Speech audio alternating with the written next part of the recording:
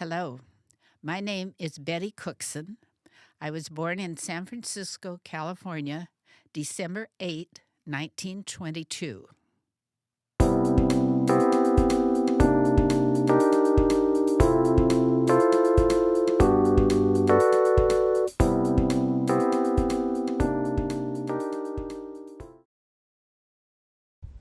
My name is Jim Cookson. Welcome to 90 Over 90, produced by Point of Rock Studios in Gastonia, North Carolina. It's my pleasure to be with my mother, Elizabeth McGee Cookson. She was born in Sutter Creek, California on December 8th, 1922, actually born in San Francisco, but lived in Sutter Creek. Sutter Creek is a gold mining town located about 120 miles east of San Francisco. She went to the University of California in Berkeley and then worked for IBM during the war. She married Robert Arthur Cookson on February 22nd, 1947. They lived in San Mateo, California, and raised their family of 3 boys, Bob, Jim, and Richard. They have 9 grandchildren. They have 5 great-grandchildren. And my mother was a housewife, a volunteer, and a tennis player. And her current interests are tennis and bridge. So, Mom, it's nice to be with you. Welcome. Thank you, Jim. Thank Welcome. you very, very Welcome. much. Welcome. Delighted to be here, too. Welcome. So tell us, what was it like growing up in a gold mining town in California? Well, I grew up in Sutter Creek, which was a town of 1,200 people, which is very small. And we had 3 active gold mines in Sutter Creek that were mined by the miners who were primarily Yugoslavians. And we just called them Slavs. And they were the miners, and they passed our house every day with their lunch pails going to the mines to dig for gold. And I went to school in Sutter Creek. Our classes weren't large. We had a grammar school that had 8 grades. And then we had a high school, which was a union high school, and we imported students from the other communities. And I will say the teachers that I had in grammar school were outstanding. They were your typical longtime teacher. And we all got a great education. And then when I got to high school, the teachers were much younger. And most of them, the women, were putting their husbands through college. Now, their husbands would be going to the University of California in Berkeley, and the teachers would be in Sutter Creek during the week. But then on the weekends, they'd go to their apartments in Berkeley and be with their husbands. But we also had great teachers in high school. And following graduation from high school and taking an examination to pass an English test, I was accepted into the University of California. And then we just called it Cal, but today you call it University of California at Berkeley. And I left a graduating class of probably 40 people in high school to become a freshman with 4,000 people at the University of California. And it was a big adjustment. It was a big adjustment. I can imagine it is. And I know you probably wanted to go to Stanford. No. You didn't get in. Is that? How is that? No. Everyone in my family had been to the University of California. My grandfather went to the University of California. My mother and father both went to the University of California. My older brother John went to the University of California and played basketball and was captain of the basketball team. So there was no way that I was going to get to Stanford. Okay, all righty. So when did you start playing tennis? Oh, I started playing tennis in Sutter Creek, and it was probably when I was 11 or 12 years old. We had a neighbor whose cousin was named Pop Fuller, and he was visiting her. Pop Fuller came from the Berkeley Tennis Club, and he was a contemporary of Tom Stowe, and if anybody's into tennis, they will realize they were 2 very fine pros. Well, Pop came to Sutter Creek, and he told his cousin, he said, I think I'd like to hold a little tennis clinic. And so my brother, John, my older brother, had the only tennis racket. So he took the tennis clinic, and I watched. And I liked what I saw, and so I prevailed upon my parents when I had my next birthday, which was December, if I could please have a tennis racket. So for my birthday, they went to our local drugstore, and they bought me a tennis racket for $5.95. And that was when I began. And then I hit a lot against, no lessons, hit a lot against the garage door. And then the high school, as a freshman, they offered tennis. And our Latin teacher, who knew nothing about tennis, decided she'd be the tennis coach. And so we volunteered, and we had a great little tennis team, and I played 4 years for Sutter Creek High School. And eventually became champion of the Mother Lode, the women's champion of the Mother Lode, or the girls' champion of the Mother Lode. And we played Placerville, we played Sonora, we played Jackson, we played Angels Camp. These are all little towns that are dotted along the Mother Lode. And so then that sort of got me going on tennis. Okay, all right. And you started being a champion at a very young age. Right, but then I did not play again, really seriously play, until I was 40. Right. Okay. We'll get to that in a minute. All right, So okay. let's talk. So you went to Cal, graduated from Cal, right? And then when you got out of school, where did you go to work? Well, I went to work for IBM in Oakland, but I have to tell you how I got interested in IBM. Okay. In 1939, they had the World's Fair exhibition at Treasure Island in San Francisco. And my parents, and I have 2 brothers and a sister, our family moved to San Francisco for the month of July. And during that month, we took many trips to the World's Fair. And as we arrived, my father would let us out of the car and would tell us, now, do whatever you want, go wherever you want, but we just have to meet at Going to the Sun, which was a big monument, by 5 o'clock. So in other words, we had our day, as my sister and I would just take off and do whatever we wanted to do. And we'd go to hear Benny Goodman, and we'd go see Sammy Kaye. These were all great bands. But anyway, I walked by the IBM exhibit, and they were demonstrating machines. And I looked at the girls demonstrating the machines, and they were so attractive. They were students from the University of California, and they were really pretty girls. And I thought, you know, that's a job I would like to do when I get a little older. So on graduation, I went to our Bureau of Occupations at University of California and got a referral to go have an interview at IBM. So I took the streetcar down to the IBM office in downtown Oakland and was interviewed, and I was offered a job immediately. So I said, well, could I have 2 weeks before I begin? Because I just graduated. And they said yes. So that's how I got started with IBM. Okay, and did you ever meet Mr. Watson? Yes, oh yes. And we did call him Mr. Watson. We didn't call him I'm sure Thomas you or did. Thomas J. He was always Mr. Watson. And part of the training is they sent us all the, I was assistant servicewoman was my title. They would send us to Endicott, New York for training. And it was a 4-month training. And we lived right there at the homestead. And of course, Mr. Watson came, and we met him. And in fact, we even had have a little booklet of songs. And we used to sing to Mr. Watson. We'd sing, "Pack up your troubles, Mr. Watson's here, and smile, smile, smile." And it sounds really corny. But anyway, we did respect Mr. Watson greatly. Right. Well, wonderful. And then, so now the war was coming on about a little bit after you started work. No, the war came on before I graduated from college. Oh, okay. And the war came on, Pearl Harbor Day was December 7th, 1941, which was the day before my birthday.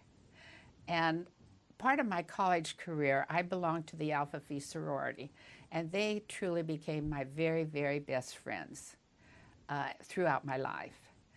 And we were all at the sorority house, and word came that Pearl Harbor had been bombed. And one of my best friend's brother was stationed at Pearl Harbor, and of course she was distraught. We didn't have the instant communication that you have today. And so anyway, we were shocked, and immediately, and we were in the middle of finals. So we were just starting our first day of finals. So of course we couldn't have any lights on that night. And our sorority house wasn't equipped with blackout curtains, which eventually we had blackout curtains, and then we could turn the lights on at night. And so one of my sorority sisters was concerned about one of her exams, and so she called the professor on the telephone and said, you know, we can't have any lights on, we can't study, what are we going to do? And he said, I will take everything into consideration. So we all passed, but we had to get blackout curtains, and we all had ration books. We rationed sugar, we rationed shoes, we rationed meat, and you know, we're part of the war. Right. Part of the war effort. And what was the country's patriotism like during these years? Everybody was very patriotic, very patriotic. And even up in Amador County, which is where Sutter Creek is, my parents were living, and my father was the head of the draft board. He was the president of the draft board. My mother went out and spotted planes. She would go to a lookout, and then she'd go 2 or 3 times, and her duty was to scan the skies to see if there are any planes. My older brother was in medical school, soon to become a doctor and join the Navy. My sister was training as a nurse, and my younger brother was still in high school, so he was probably least impacted. And at Cal, I did, in addition to all the homework, you did nurse's aid, went to nurse's aid, worked in the hospitals. So we all participated. Right. In the war. And what would you say your biggest worries and concerns were during the war?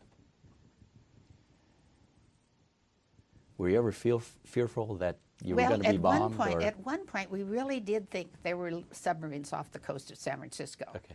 And I think subsequently it's been proven that they weren't the big submarines, but they were small little submarines out there. Okay.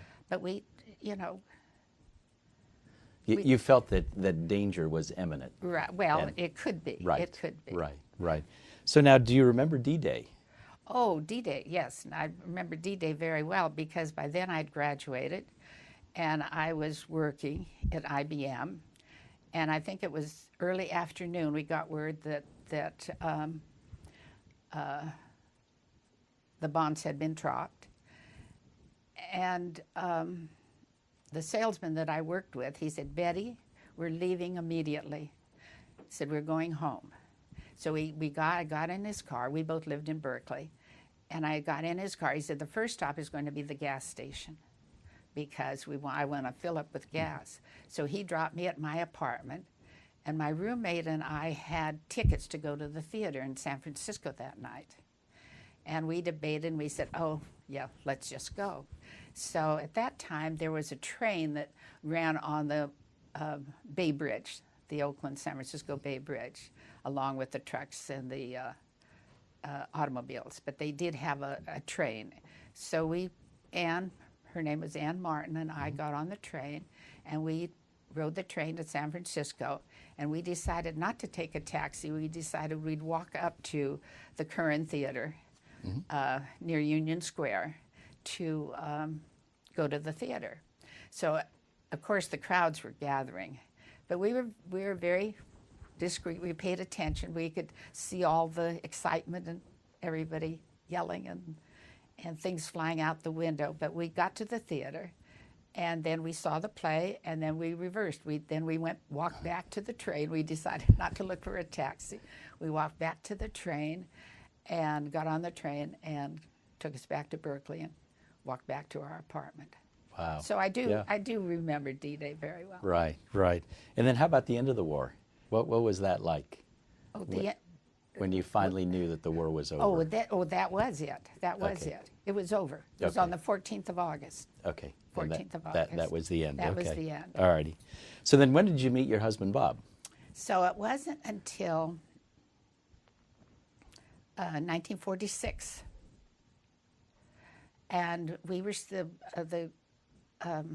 my roommates and I and some people from IBM, we decided we'd go skiing over the Washington birthday weekend. And so we drove up to Soda Springs, which is in the Sierras. It's just south of Tahoe. And we're spending the weekend there. And my roommate, I will say, I had a lot of roommates because we had 3 beds, but because of the war situation and husbands coming and well, anyway, so it sort of had I had lots of different girls rooming with me. So one of them this time was her husband was in the service. He was in England. He was in V-mail. Now, I don't know if anybody remembers what V-mail is, but it was the way they electronically send messages. It was probably beginning before they got the iPhones. But anyway, he was with V-mail. And so she was skiing, and she said, "Oh, I've just heard that Cookie has arrived home." I didn't know who Cookie was, but Cookie happened to be one of her very best friends. They'd gone to school together, and they'd grown up in San Francisco, very near each other. So it was probably maybe April, and Ann invited Cookie, whoever this Cookie was, to dinner. And I wasn't there. I was out on a date with somebody else. And so when I returned, then that's when I met your dad. And Cookie. Okay. And he was Cookie. So that was April 1946. Yeah. And then you had a whirlwind courtship. We did that. Uh-huh. And got married.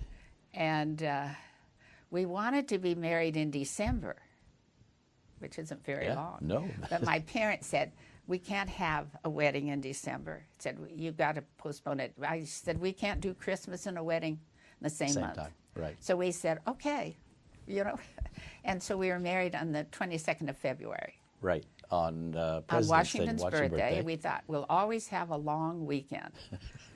Well, you know what's happening. Little did you know what they were going to do with Washington's birthday. Right. So describe your wedding. Oh, we were married in Sutter Creek, in the little Methodist church, which is right across from where I grew up.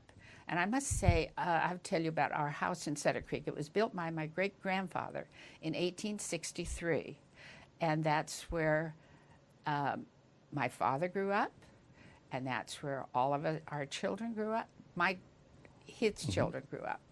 And so the Methodist church was just across the street. And so we didn't have to worry about transportation, getting to and from the wedding. We just got dressed and we walked across the street and got married. And our reception was held in our living room. And it was an 8 o'clock wedding, so it was black tie and tails, I guess you'd say, white tie and tails. And we had lots of out-of-town guests. Our wedding party was probably, my sister was my matron of honor, and then I had 3 bridesmaids, and Bob had about 5 ushers. Our best man was his brother Harold, and 5 ushers. So it wasn't a big wedding. Well, it was big then.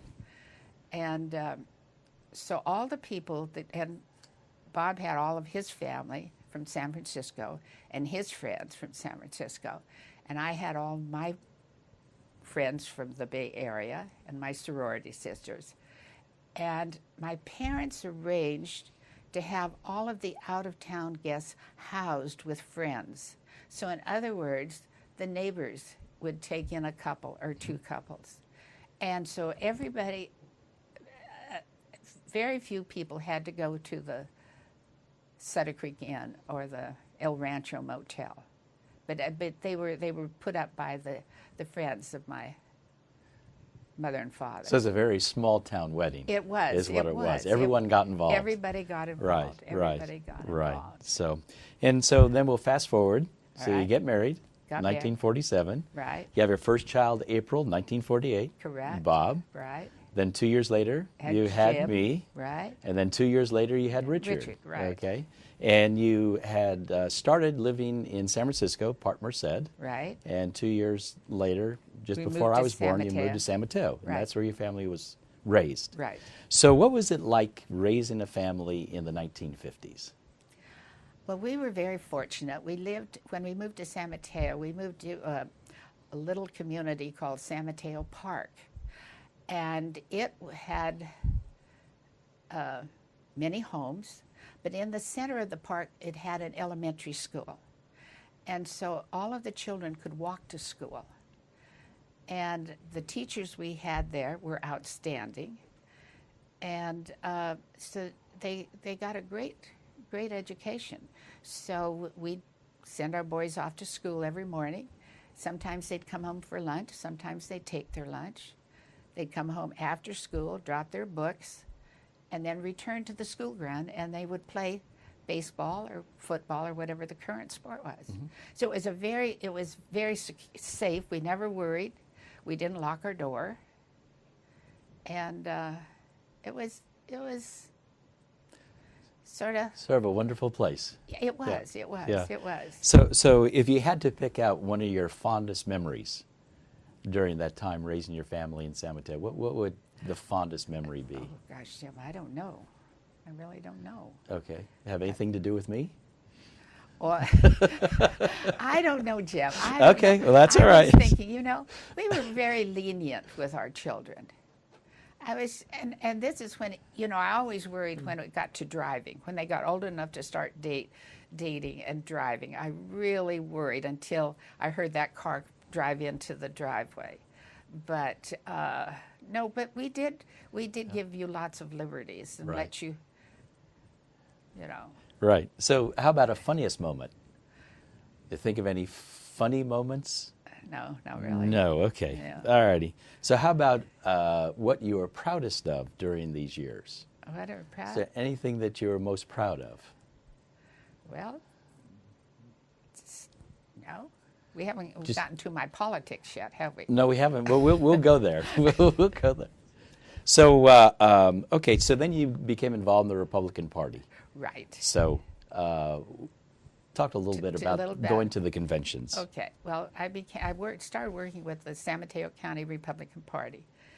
And at that time, it was getting close to electing a president. And it was 1976, I'm going to say. And San Mateo County had a central committee, and they were the ones that were backing Gerald Ford. Gerald Ford was running for president, and Ronald Reagan was trying to unseat Gerald Ford. So then a group of us that weren't in the inn became supporters of Governor Reagan's campaign.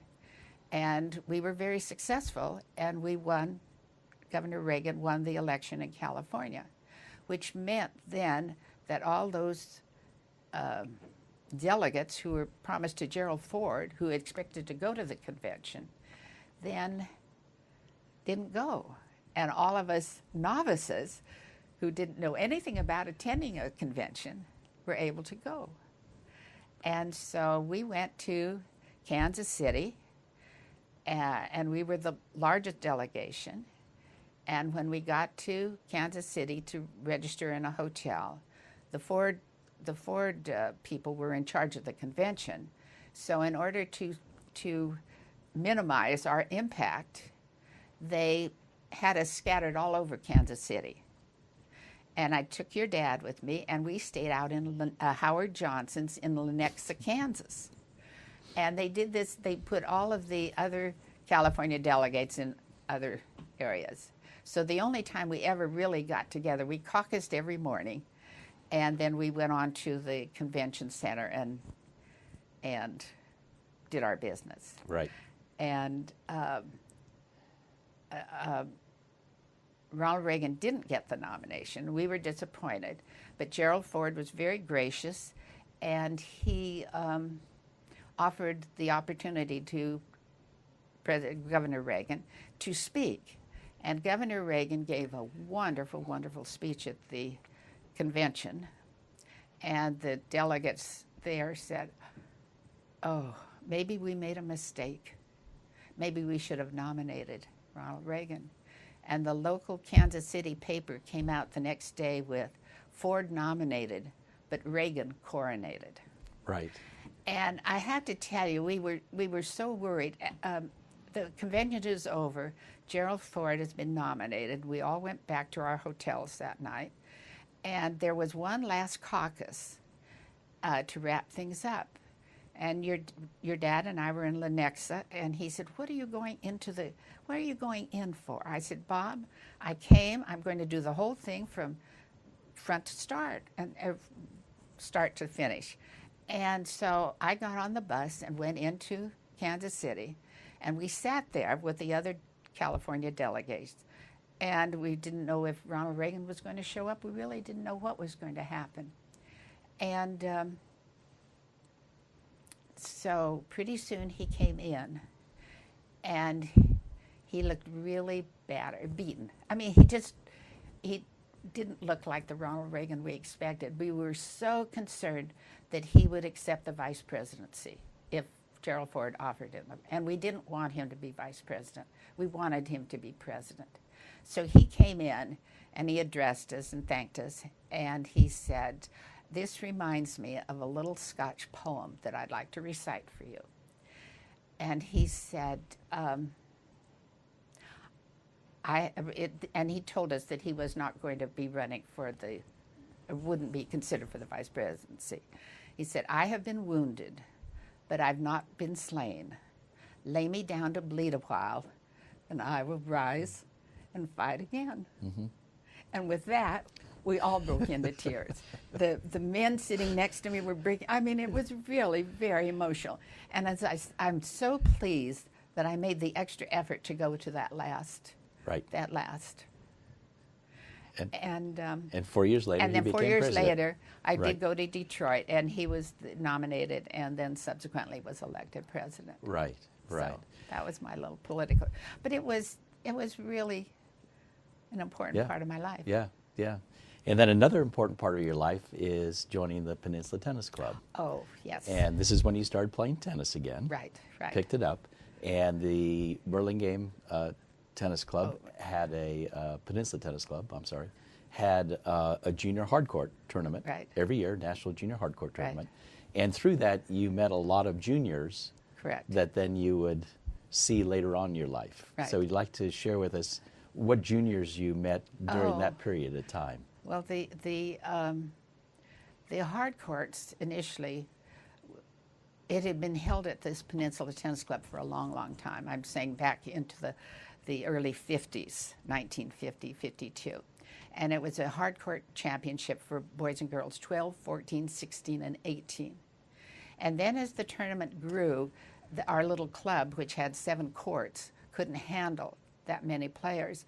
And so we gave the 12s to Piedmont, California. And we gave the 14s to Marin County. I mean, in other words, but we always kept the 16s and the 18s. And the 16s that came, we had Jimmy Connors, we had John McEnroe, we had Zena Garrison, Billie Jean Moffitt, King. King, right. And they all came through and played. And the interesting thing is there was no money in tennis in those days. So these children came, and they were not chaperoned. Their parents didn't come with them, nor did they send trainers or coaches.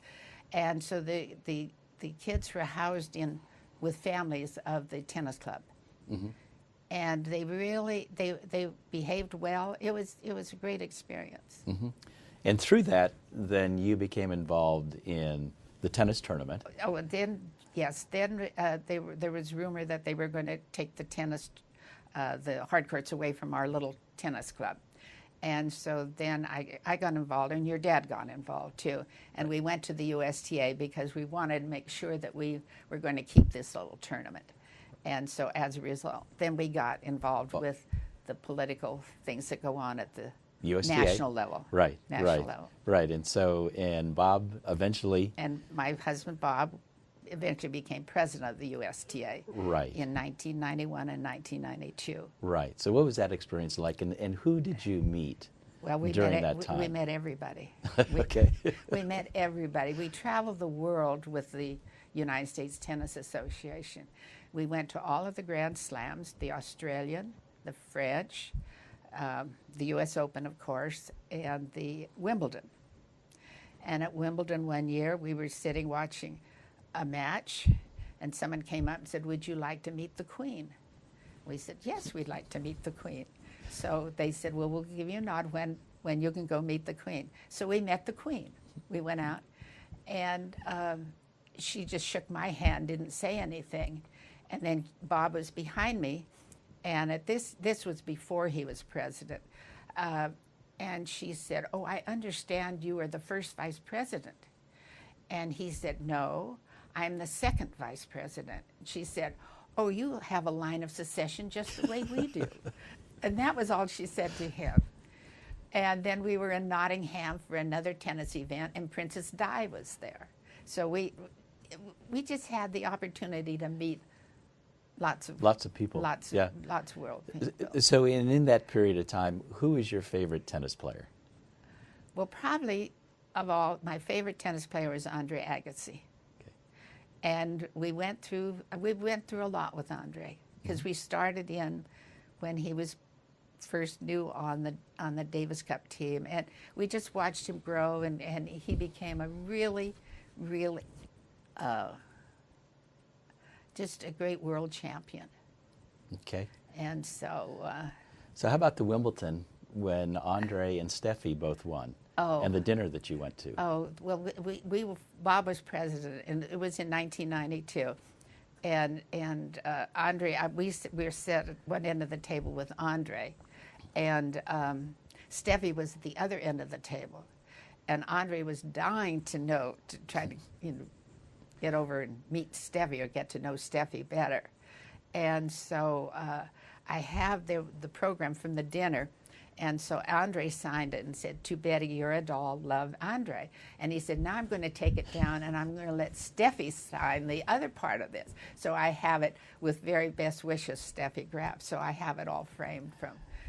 And so you were the beginning of their courtship. Yeah, yeah. Okay. No, it was just special being there. Yeah. So and through all this period of time, you were also playing tennis competitively. Yes. And let me just sort of go through your playing years and what you're able to accomplish. Okay. So you have won 16 national championships. Right.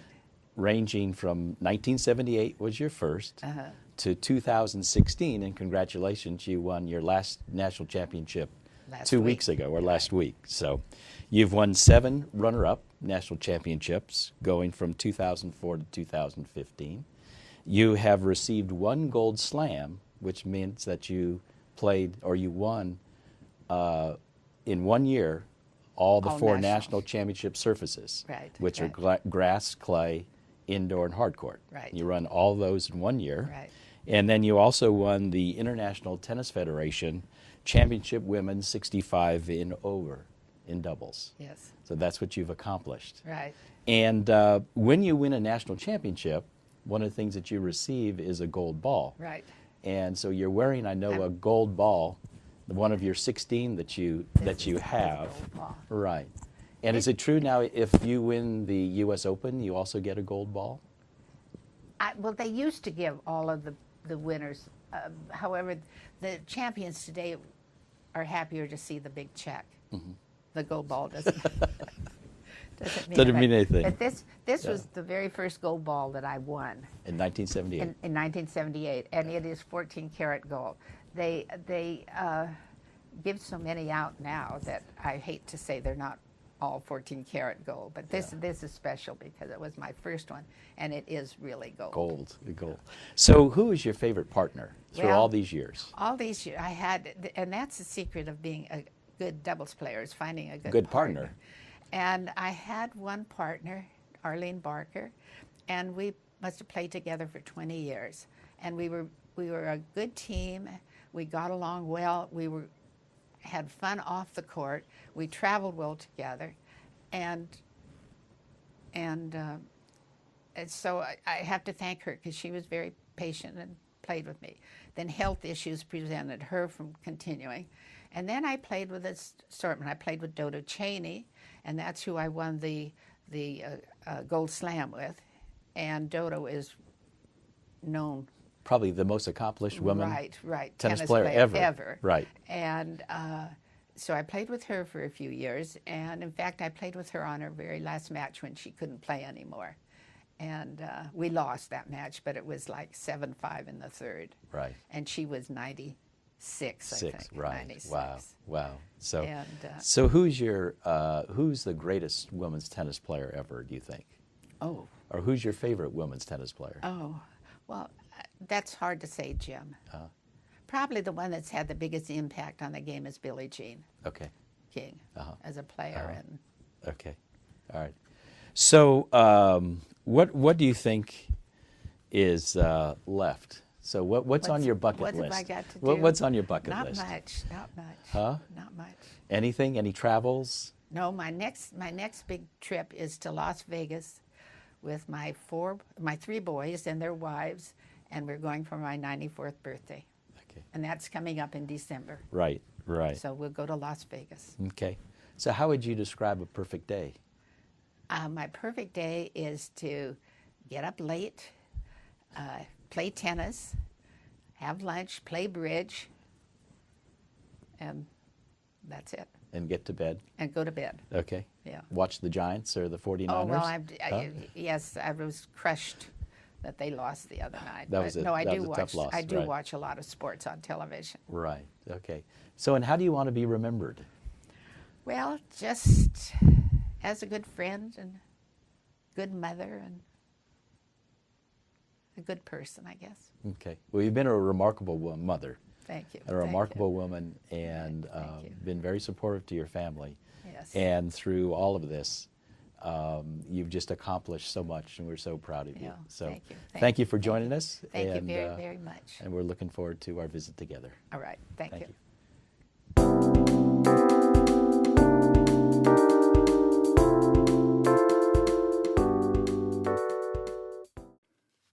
My name is Betty Cookson. 90 Over 90 is recorded at Point of Rock Studios, Gastonia, North Carolina, and is produced by Rob Sumner, Jack Sumner, and Mary Stevenson. Theme music is written by Jack Sumner. Special thanks to the Sumner Group and 90-year-olds everywhere.